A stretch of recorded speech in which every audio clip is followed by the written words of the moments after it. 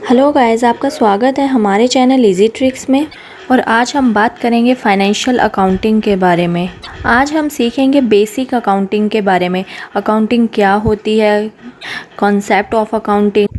ये जो वीडियो है ये कॉमर्स स्टूडेंट के साथ साथ आर्ट्स एंड साइंस स्टूडेंट्स के लिए भी हेल्पफुल है, जो कि अपना स्ट्रीम चेंज करके कॉमर्स में आते हैं। बिकॉज़ ये फाइनेंशियल अकाउंटिंग के बेसिक्स हैं, तो ये उनके लिए बहुत ही हेल्पफुल है। तो सबसे पहले आज हम बात करेंगे टर्मिनोलॉजी ऑफ अकाउंटिंग के बारे में। हर किसी प्रोफेशन में अपनी एक लैंग्वेज होती है, ऐसे ही अकाउंटिंग की भी अपनी एक लैंग्वेज और टर्मिनोलॉजी है। इसमें कुछ ऐसे टर्म्स या वर्ड्स यूज़ किए जाते हैं जिसका मीनिंग पहले समझना ज़रूरी है, तभी हम आगे अकाउंटिंग को सीख सकेंगे। सो पहले हम इसे स्टार्ट करते हैं। तो हमारा फर्स्ट वर्ड है बिजनेस। ये एक बहुत ही नॉर्मल सा टर्म है और ज़्यादातर लोग जानते होंगे कि बिजनेस क्या होता है। कोई भी एक्शन या कोई भी ऐसा काम करना जिसके थ्रू हम कुछ भी इनकम या प्रॉफिट्स कमाते हैं, उसको अर्न करते हैं, उसे बिजनेस कहते हैं। जैसे कि कोई भी पर्सन अगर कोई भी चीज़ परचेज करके उसे आगे फर्दर सेल करता है और उससे जो भी इनकम या प्रॉफिट होता है उसे बिजनेस कहा जाता है। बिजनेस एक मीडियम है जिसके थ्रू, जिस एक्शन के थ्रू हम प्रॉफिट अर्न करते हैं। आप अलग अलग टाइप के बिजनेस कर सकते हैं, जैसे कि सेल परचेज का बिजनेस हो गया। कोई भी टीचर अगर ट्यूशन्स देते हैं वो उनका बिजनेस है। नेक्स्ट, जैसे कि ट्रांसपोर्टेशन का बिज़नेस। आप किसी के सामान को एक जगह से दूसरी जगह पहुंचाते हैं और उसके लिए आपको कुछ अमाउंट दिया जाता है, तो ये आपका बिज़नेस है। ऐसे ही काफ़ी सारे बिजनेसेस होते हैं, जैसे कि मैन्युफैक्चरिंग का बिज़नेस। आप किसी भी पर्टिकुलर प्रोडक्ट की मैन्युफैक्चरिंग करते हैं, ये भी एक बिजनेस है। बिजनेस का एक फॉर्मूला होता है capital is equal to assets minus liability. ये अकाउंटिंग का सबसे बेसिक फॉर्मूला है। इस फॉर्मूले का क्या मीनिंग है, इसको कैसे यूज़ किया जाता है, ये हम जब इन टर्म्स को जान लेंगे, जैसे कैपिटल, एसेट्स, लायबिलिटी, इन सभी टर्म्स को जानने के बाद ही हम इसके बारे में बात करेंगे। बट आपको ये पता होना चाहिए कि ये एक बिजनेस का बेसिक फॉर्मूला होता है, capital is equal to asset minus liability. अब हम चलते हैं हमारी नेक्स्ट टर्म पर, जो कि है ट्रेड। ट्रेड का मीनिंग होता है जैसे ट्रेडिंग करना, and trading means purchase and sale of goods and services. जैसे कि कोई शॉपकीपर एक जगह से कुछ सामान को परचेज करता है और आगे उसे सेल कर देता है, जिससे कि उसे प्रॉफिट मिलता है। इसे ट्रेड कहा जाता है। ट्रेड जो होता है ये एक बिजनेस का ही एक टाइप है। आपको लगेगा कि बिजनेस और ट्रेड एक जैसे ही हैं, बट ट्रेड में सिर्फ एक ही चीज़ आती है, जैसे कि एक जगह से सामान को परचेज करना और दूसरी जगह उसे सेल करना।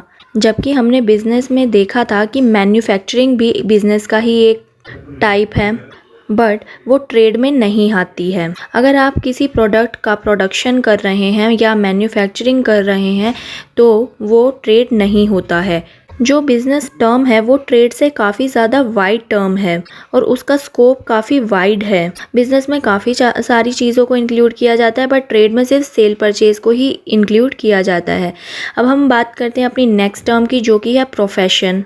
प्रोफेशन की जो डेफिनेशन है वो है any work done in order to earn profit which necessarily requires prior training and education is called a profession. For example doctors, lawyers, engineers etcetera. Profession एक ऐसा काम होता है जिसे करने के लिए हमें पहले एक स्पेसिफिक ट्रेनिंग लेनी पड़ती है, तभी हम उस काम को कर सकते हैं। जैसे कि डॉक्टर्स का जो काम होता है वो कोई भी बंदा उस काम को नहीं कर सकता है, बट उसके लिए एक प्रोफेशनल ट्रेनिंग लेनी पड़ती है, उसके लिए रिलेटेड स्टडी करनी पड़ती है, एजुकेशन लेनी पड़ती है, तभी कोई पर्सन डॉक्टर बन सकता है।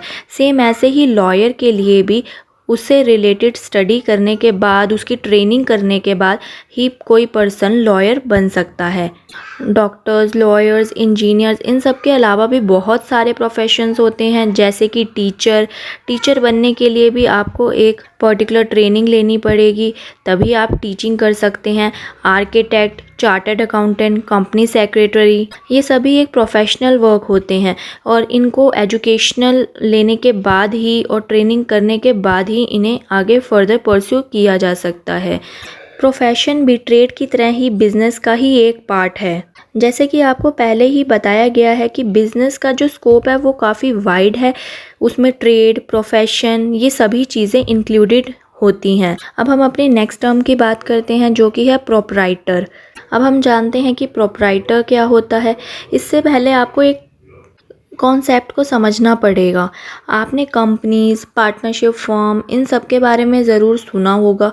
कंपनीज़ वो होती हैं जहाँ पे काफ़ी सारे लोग मिलकर काम करते हैं। ऐसे ही एक प्रोप्राइटरशिप फर्म होती है जहाँ पर दो या दो से ज़्यादा लोग जब मिलकर काम करते हैं तो उसे पार्टनरशिप फर्म कहा जाता है। तो जैसे कंपनी, पार्टनरशिप फर्म एक पर्टिकुलर प्लेस पर मिलकर काम करते हैं, ऐसे ही एक प्रोप्राइटरशिप फर्म भी होती है। प्रोप्राइटरशिप फर्म वो होती है जहाँ पर कोई भी एक पर्सन अपना खुद का बिजनेस स्टार्ट करता है, बट वो अकेला ही बिजनेस स्टार्ट करता है। इसके लिए वो किसी के साथ मिलकर पार्टनरशिप में बिजनेस नहीं करता है। जैसे पार्टनरशिप में दो या दो से ज़्यादा लोग मिलकर काम करते हैं, ऐसे ही प्रोप्राइटरशिप फर्म उसे कहा जाता है जिसमें सिर्फ एक ही पर्सन काम करता है। वो पर्सन अपनी फर्म में लेबर, एम्प्लॉयज़, स्टाफ इन सबको तो रख सकता है, बट उसका कोई पार्टनर नहीं होता है जिसके साथ उसे अपना प्रॉफिट शेयर करना पड़े या किसी भी काम को करने के लिए दोनों को बैठकर डिस्कस करना पड़े। ये सब नहीं करना पड़ता, तो इसे प्रोप्राइटरशिप फर्म कहते हैं जिसका सिर्फ एक ही ओनर होता है। इसका सबसे अच्छा एग्जाम्पल है जैसे कि आपने शॉपकीपर्स को देखा होगा। जैसे कि कोई भी पर्सन के मन में एक आइडिया आता है कि वो अपनी एक शॉप ओपन करे बुक्स की, जिसमें वो बुक्स को परचेज करके सेल करे। वैसे तो ये ट्रेडिंग का बिज़नेस है, बट अगर हम बिज़नेस का फॉर्म देखें तो ये एक प्रोप्राइटरशिप फॉर्म कंसिस्ट करता है। अब हम बात करेंगे हमारी नेक्स्ट टर्मिनोलॉजी की जो कि है कैपिटल। अकाउंट्स में कैपिटल का मीनिंग होता है जो भी पर्सन अपना बिजनेस स्टार्ट कर रहा है उसमें जो भी वो स्टार्टिंग में अमाउंट लगाता है उसे कैपिटल कहते हैं। फॉर एग्जांपल अगर कोई भी पर्सन 1 लाख रुपीज़ लगा करके अपना कोई बिजनेस स्टार्ट करता है तो उसे 1 लाख रुपीज़ कैपिटल इन्वेस्टेड कहा जाएगा। ज़रूरी नहीं कि कोई अमाउंट को ही कैपिटल में इन्वेस्ट किया जाए। अगर कोई पर्सन अपनी कोई एसेट्स उसकी पर्सनल रखी हुई है उसे भी वो बिज़नेस में लेके जाना चाहे तो वो भी कैपिटल में ही आएगी, या कोई गुड्स है पर्सनल उसे भी वो अगर अपने बिज़नेस में इन्वेस्ट करना चाहता है तो वो भी कैपिटल में ही आएगा। यानी कि अगर कोई भी पर्सन अपना बिज़नेस स्टार्ट करते टाइम जो भी चीज़ें अमाउंट उसमें इन्वेस्ट कर रहा है उसे कैपिटल कहते हैं। एसेट्स एंड लायबिलिटी के बीच का जो डिफरेंस होता है वो कैपिटल ही होती है। अब एसेट्स एंड लायबिलिटी क्या होती है और इसका बेसिक फॉर्मूला जिसकी बात हमने पहले की थी ये सब हम लास्ट में समझेंगे ताकि हमें अच्छे से क्लियर हो जाए। पहले हम समझते हैं एसेट्स के बारे में। एसेट्स का मीनिंग है all the resources of business having economic value are called asset. These resources help the business to earn a profit and have future value.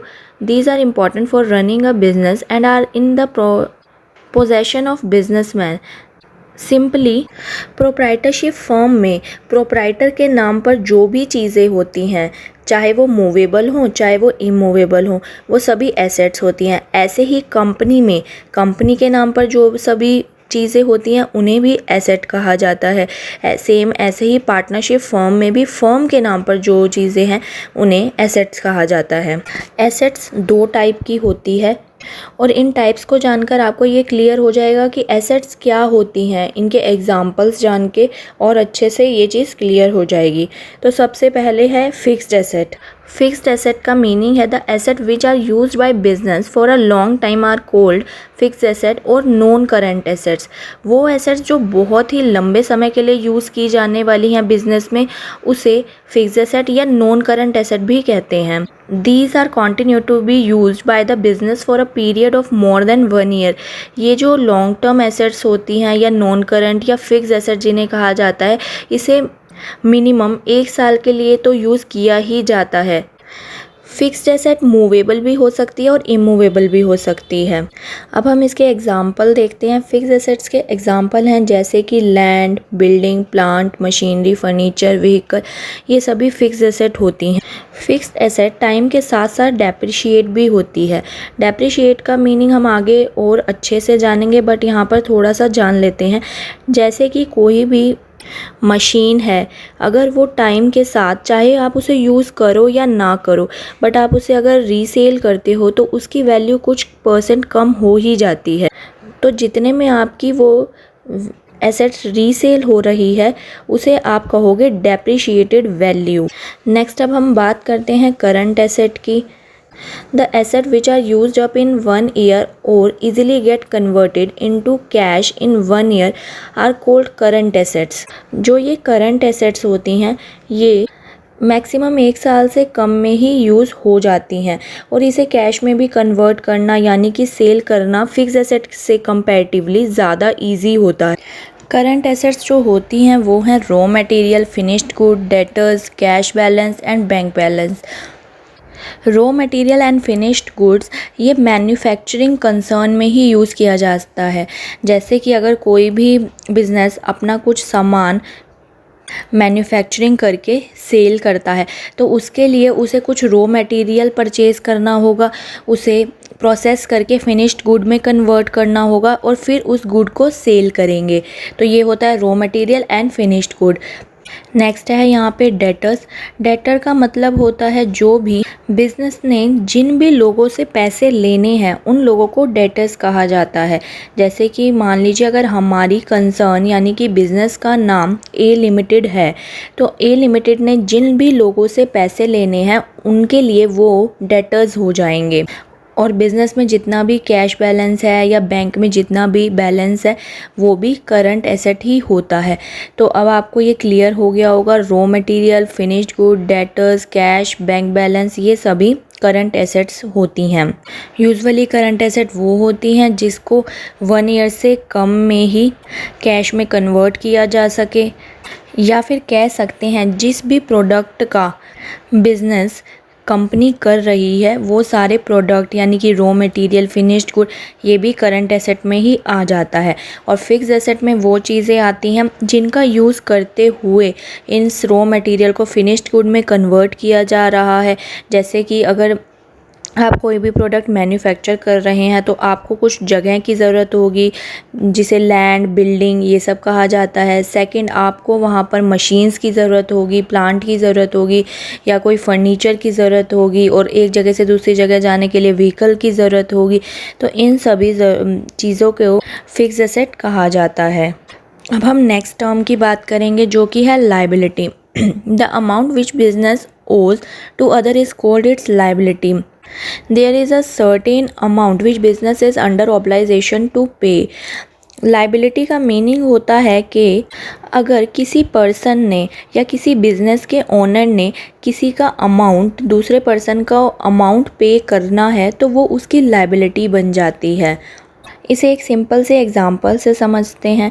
अगर हम मार्केट में किसी शॉप पर कुछ सामान परचेज़ करने जाते हैं और वहाँ पर हमें कुछ सामान लेने के लिए कुछ अमाउंट देना होता है तो वो जो अमाउंट हमें देना है वो हमारी लाइबिलिटी है। लाइबिलिटी जो होती है ये एक फ़िक्स्ड अमाउंट होता है। अगर कुछ अमाउंट किसी को देना है बट वो क्लियर नहीं है कि वो कितना अमाउंट है तो वो लाइबिलिटी नहीं होती, वो कंटीजेंट लाइबिलिटी होती है। एसेट्स के जैसे ही लाइबिलिटी के भी 2 टाइप्स हैं, एक है long term liabilities and second is short term liabilities. पहले हम लॉन्ग टर्म लाइबिलिटीज़ के बारे में बात कर लेते हैं। यहाँ दिया गया है कि those liability which are usually payable after a period of 1 year, long term loans from financial institution, debenture issued by company etcetera. जो ये लॉन्ग टर्म लाइबिलिटी होती है ये भी फिक्स एसेट की तरह ही होती है। फिक्स एसेट में जैसे हमारे पास जो भी चीज़ें हैं जिन्हें 1 ईयर के बाद ही कैश में कन्वर्ट किया जा सकता है, ऐसे ही लॉन्ग टर्म लाइबिलिटी भी वो होती हैं जैसे अगर हमें किसी का अमाउंट पे करना है और वो हमें 1 साल से ज़्यादा टाइम बाद ही पे करना है तो उसे लॉन्ग टर्म लाइबिलिटी कहते हैं। इसको हम समझ सकते हैं जैसे कि long term loan from financial institution. अगर आप कोई भी लोन लेते हैं बैंक से या किसी भी अदर पर्सन से तो उसके लिए आपको 1 साल से ज़्यादा का समय मिलता है, तो ये आपकी लॉन्ग टर्म लायबिलिटी हो गई। आप इसे नॉर्मली एक एग्जांपल से समझ सकते हैं। अगर आप कोई कार लोन पर परचेज़ करते हैं, तो इसके लिए आप अपनी जो इंस्टॉलमेंट है उसे 2 साल, 3 साल, 5 साल या इससे ज़्यादा टाइम के लिए भी बनवा सकते हैं। तो उस केस में वो आपकी लॉन्ग टर्म लायबिलिटी हो जाती है, क्योंकि आपको 1 साल से ज़्यादा का टाइम मिल रहा है उस लोन को रीपे करने के लिए। नेक्स्ट यहाँ पर एग्जांपल दिया गया है डिबेंचर्स इशूड बाय कंपनीज। इसके लिए आपको पहले डिबेंचर्स को समझना होगा, जो कि हम बाद में समझेंगे।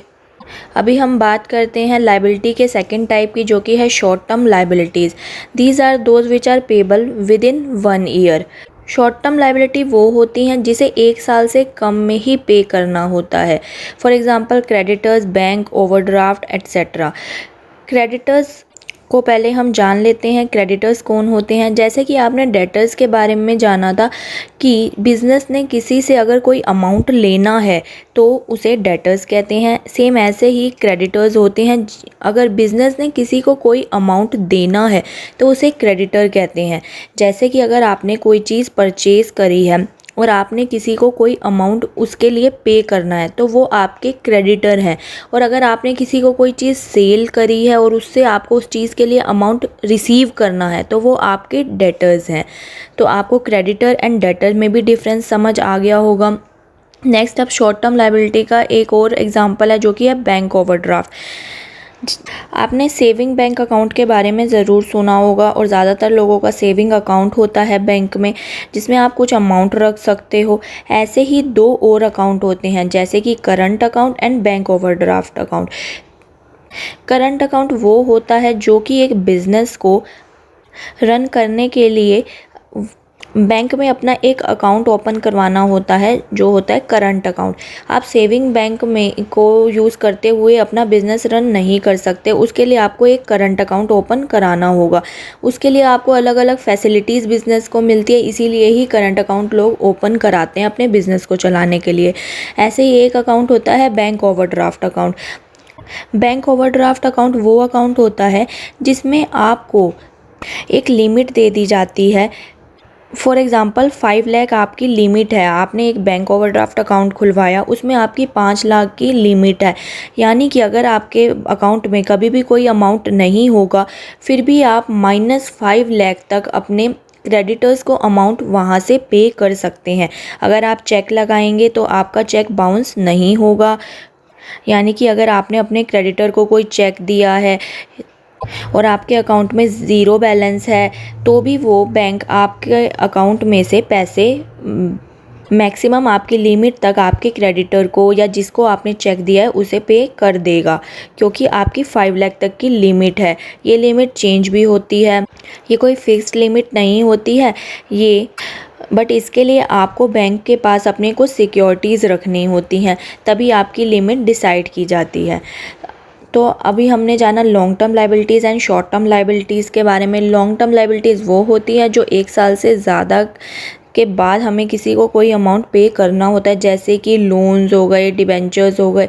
शॉर्ट टर्म लायबिलिटीज़ वो होती हैं जिसके लिए हमें 1 साल से कम का टाइम मिलता है पे करने के लिए, जैसे कि हमारे क्रेडिटर्स। जैसे कि अगर हमने किसी से कोई सामान परचेज़ करा है, तो वो हमें 1 साल से ज़्यादा का टाइम तो देगा नहीं उसका अमाउंट पे करने के लिए, तो इसीलिए क्रेडिटर शॉर्ट टर्म लायबिलिटी होते हैं। ऐसे ही बैंक ओवरड्राफ्ट्स भी शॉर्ट टर्म लायबिलिटीज़ में ही आते हैं। नेक्स्ट अब हम बात करते हैं अपनी नेक्स्ट टर्म की, जो कि है ड्रॉइंग्स। ड्रॉइंग्स का मीनिंग है द अमाउंट ऑफ कैश और goods which is withdrawn by proprietor from business for its private uses is called drawing. It reduce the capital of the business. Drawings को अच्छे से समझने के लिए पहले हम एक कॉन्सेप्ट को समझ लेते हैं। जैसे कि आपको पता होगा बिज़नेस की कुछ फॉर्म्स होती हैं, company, partnership firm, proprietorship firm, ये सभी। तो जो कंपनी होती है उसमें बहुत सारे लोग काम करते हैं, जैसे कि मैनेजर हो गए, एम्प्लॉयज़ हो गए, वहाँ पर ऑफिस बॉयज़ हो गए। तो उन सभी को ऊपर से लेकर नीचे तक जितने भी लोग वहाँ पे काम करते हैं, सबको कुछ सैलरी मिलती है ताकि वो अपना घर चला सकें। ऐसे ही पार्टनरशिप फर्म में भी कुछ पार्टनर्स काम करते हैं, या वहाँ पे कोई एम्प्लॉय है, मैनेजर है, जो भी लोग हैं सबको अपनी सैलरी मिलती है ताकि वो अपने घर पे उसे यूज़ कर सकें। कुछ अर्न कर सके। ऐसे ही जो प्रोप्राइटरशिप फर्म होती है, आपको अभी बताया गया है कि प्रोप्राइटरशिप फर्म में सिर्फ एक ही ओनर होता है जिसे प्रोप्राइटर कहा जाता है।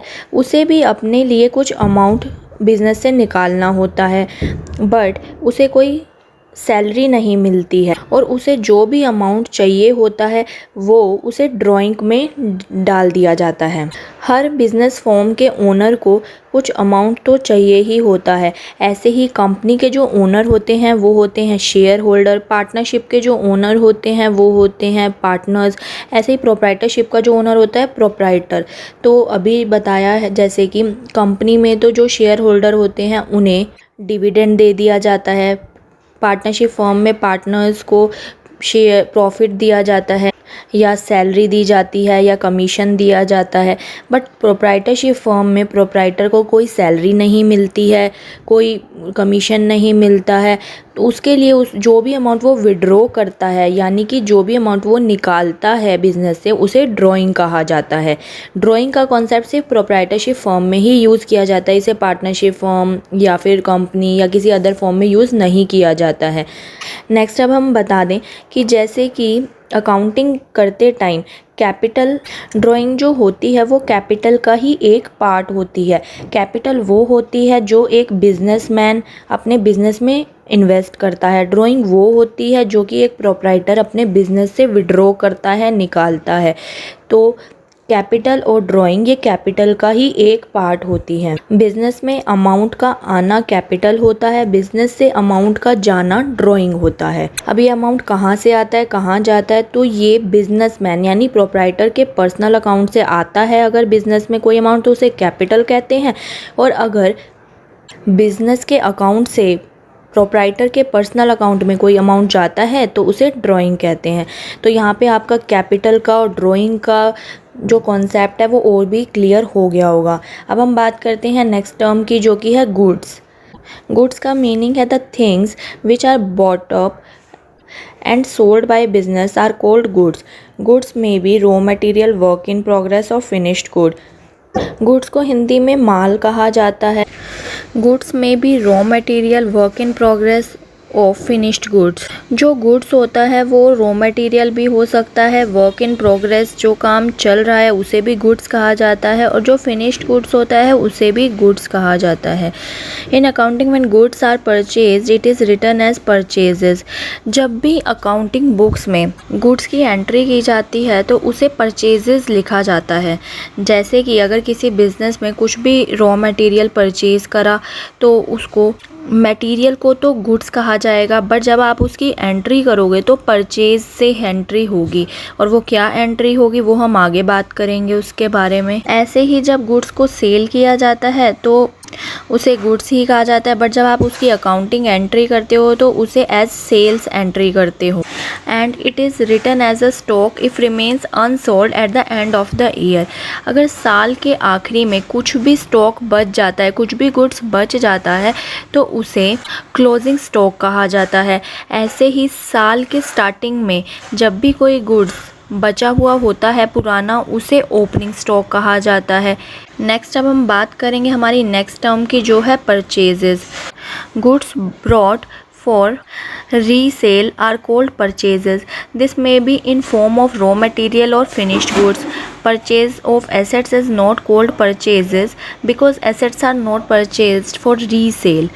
अब परचेज का मीनिंग होता है, जैसा कि अभी गुड्स को समझते हुए बताया था, जब भी कोई ऐसा हम प्रोडक्ट परचेज करते हैं जिससे हमें सेल करके हमारा प्रॉफिट अर्न करना है, यानी कि जो हमारे बिजनेस का मेन या कोर प्रोडक्ट है, अगर हम उस कोर प्रोडक्ट को परचेज़ करके सेल करते हैं और प्रॉफिट अर्न करते हैं तो उसे परचेज़ में शिफ्ट किया जाता है। बट अगर हम अपने बिज़नेस के लिए कोई फर्नीचर परचेज़ कर रहे हैं या कुछ एसेट्स परचेज़ कर रहे हैं तो उसे परचेजेस में नहीं डाला जाता, हालांकि उसको भी परचेज़ ही किया जाता है, बट उसे फिक्स एसेट में डाला जाता है। अब हम परचेज़ को एग्जांपल से समझते हैं।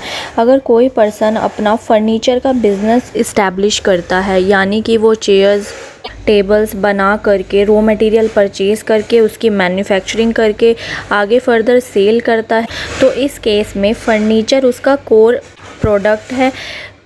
और जब भी वो फर्नीचर बनाने के लिए रॉ मटेरियल परचेज़ करेगा तो उसे परचेजेस में डालेगा, ना कि फिक्स एसेट में।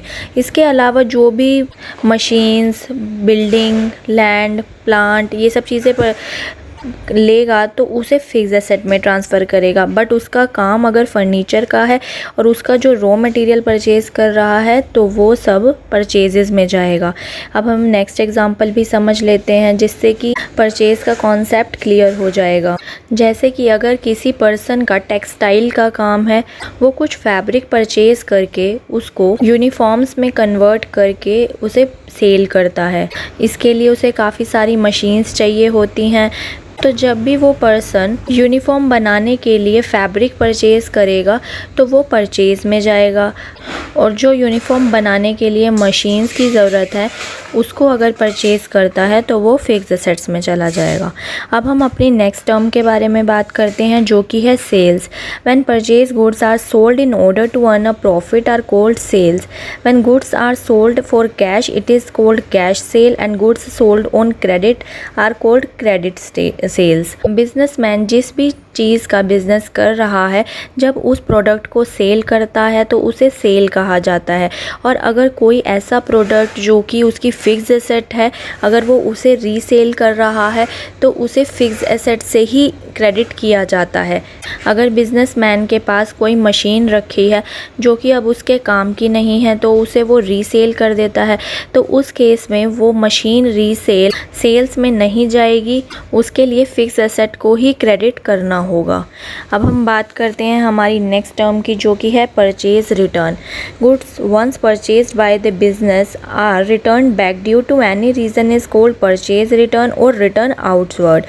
जब भी बिजनेस में कोई गुड्स परचेज़ किया जाता है और वो परचेज़ किए हुए गुड्स में कुछ प्रॉब्लम होती है, जैसे कि परचेज़ किया हुआ गुड्स डिफेक्टिव हो या उसके रेट में कहीं कुछ प्रॉब्लम हो, तो बिजनेसमैन उसे जहां से परचेज़ किया है वहां पर रिटर्न कर सकता है। बिजनेसमैन ने जब भी वो गुड परचेज़ किया होगा तो ऑफ कोर्स परचेज़ की एंट्री शो की होगी, और जब वो परचेज़ किया हुआ गुड्स वापस रिटर्न करेंगे तो उस केस में भी परचेज़ रिटर्न की एंट्री डलती है। एंट्री क्या होती है वो हम बाद में बात करेंगे, बट अभी हम ये जान लेते हैं कि जैसे गुड्स को परचेज़ किया जाता है वैसे ही गुड्स में कुछ भी प्रॉब्लम होने की वजह से, क्वांटिटी प्रॉब्लम, क्वालिटी प्रॉब्लम या कोई और रेट प्रॉब्लम होने की वजह से उसे रिटर्न भी किया जा सकता है, तो उसे परचेज़ रिटर्न कहते हैं। अब हम बात करते हैं हमारी नेक्स्ट टर्म की जो कि है sales return. Goods once sold to the customer when are returned back by them due to any reason, then such goods are called as sales return or return inwards। जैसे अगर हमने कहीं पर भी कुछ गुड्स परचेज़ करने के बाद उसे रिटर्न करते हैं तो उसे परचेज़ रिटर्न कहते हैं। सेम ऐसे ही अगर हमने कोई प्रोडक्ट सेल कर दिया है और वो हमारे पास वापस आ जाता है हमारे कस्टमर से, तो उसे सेल रिटर्न कहा जाता है। इसकी भी एंट्री बुक्स में करनी ज़रूरी होती है और इसे रिटर्न इनवर्ड्स भी कहा जाता है और सेल रिटर्न भी कहा जा सकता है।